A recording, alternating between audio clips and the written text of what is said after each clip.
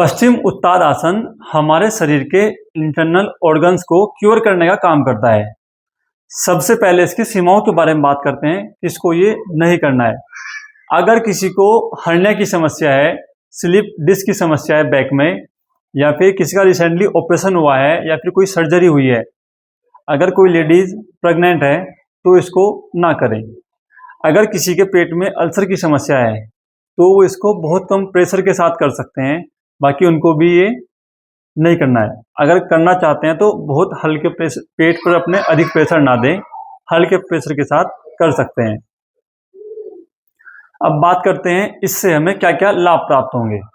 पश्चिम उत्तान आसन हमारी vagus nerve या फिर हमारी स्पाइनल नर्व को एक्टिवेट या फिर स्टिमुलेट करने का काम करता है। सबसे पहले बात करते हैं वेगस नर्व के बारे में।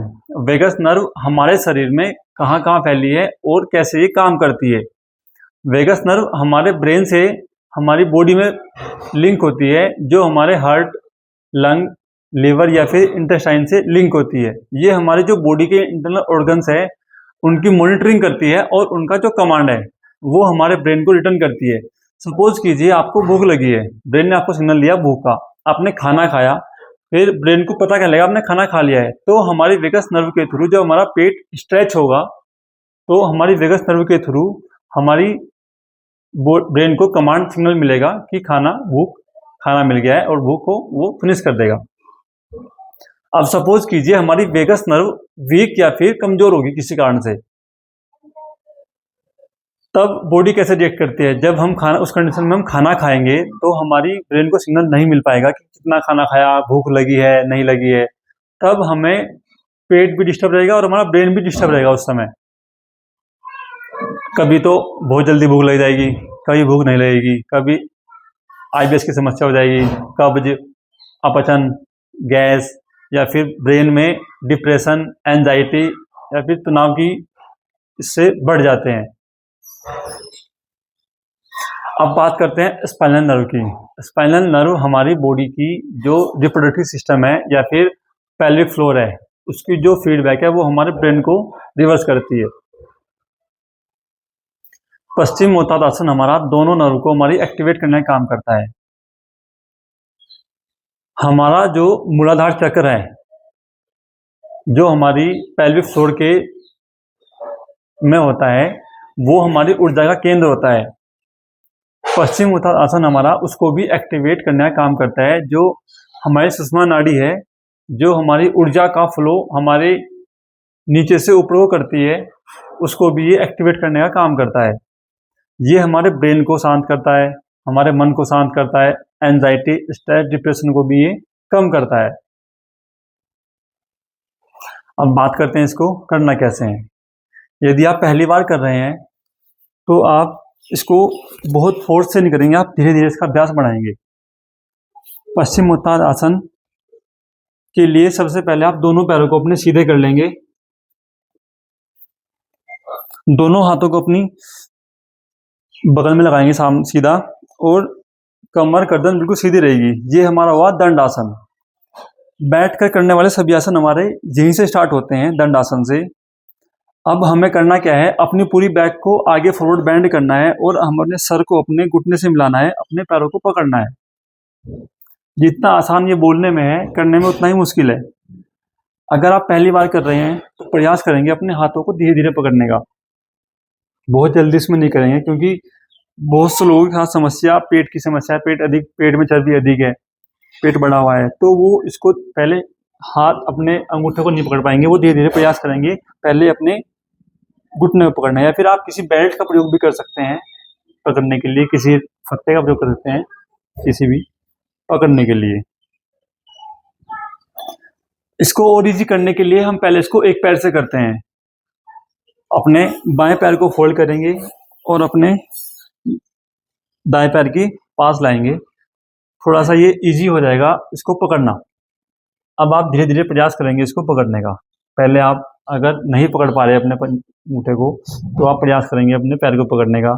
उसके बाद फिर आप हल्का आगे, फिर धीरे आप प्रयास करेंगे पूरा पकड़ने का अपने पंजे को। जितना आप संभव हो उतना करेंगे, इसमें आप बहुत बल का प्रयोग शुरू में नहीं करेंगे। अपने पैर को पकड़कर प्रयास करेंगे अपने घुटने को, अपने सिर को अपने घुटने में लाने का। इसमें आपका पैर बेंड नहीं होगा, आपकी जो पिंडली है और आपकी थाई है वो ज़मीन से मिली रहेगी, उसको आप ऐसे बेंड नहीं करना है, सीधी रहेगी। और आप प्रयास करेंगे इसमें पूरा आगे झुकने का।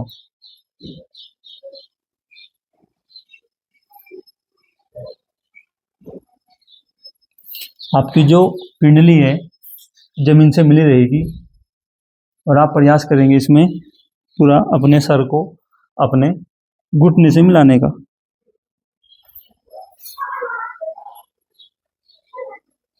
जितना आप इसमें होल्ड कर पाएंगे उतना अधिक लाभ होगा। फिर आप इसको बाएं पैर से करेंगे, अपने दाएं पैर को फोल्ड करेंगे और बाएं पैर से करेंगे।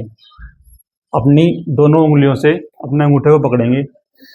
जो पहली बार कर रहे हैं वो जितना संभव हो आपको धीरे धीरे इसका अभ्यास हो जाएगा। आप इसको डेली प्रैक्टिस करेंगे तो आप इसका अभ्यास धीरे धीरे बढ़ जाएगा।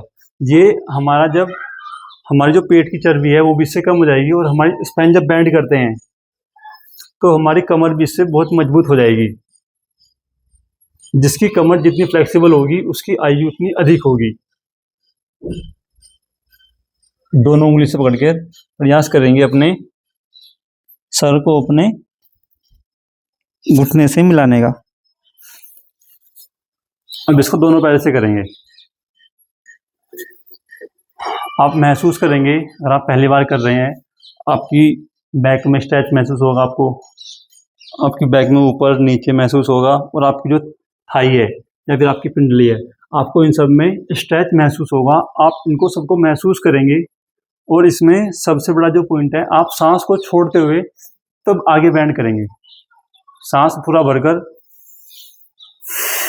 सांस को छोड़ते हुए आप आगे की तरफ बैंड करेंगे। आप इसमें शुरू में सांस को भरते हुए सांस छोड़ते हुए ऐसे भी आप बैंड हो सकते हैं इसमें, जैसा आपको सही लगे।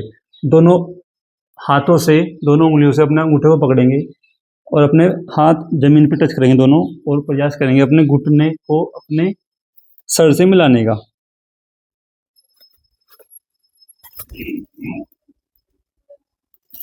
इसमें आपके घुटने ऊपर नहीं उठेंगे, आपकी पिंडली और थाई जमीन से मिली रहेगी। तब आपको ये करना है।